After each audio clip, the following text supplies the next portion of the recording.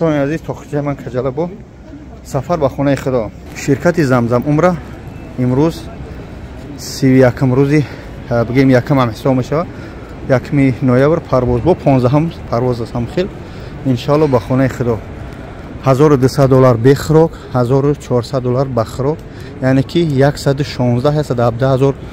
با ارسی میشه یک بخروکش 116 هست 17000 بخروکش 136,000 میتونی ان شاء الله بر رقم 1673 روی اکران زنگ بزنید به تشویش پرواز به خانه خدا همه حاجیو امروز از دمدید پرواز دارند دوستان ما حاجی را به سونکا فرما ان شاء الله و سخنای شیرین و دعای نیک سفربر میکنیم به خانه خدا شرکت زمزم عمره فقط ای مسکو رقم 1673 در روی اکران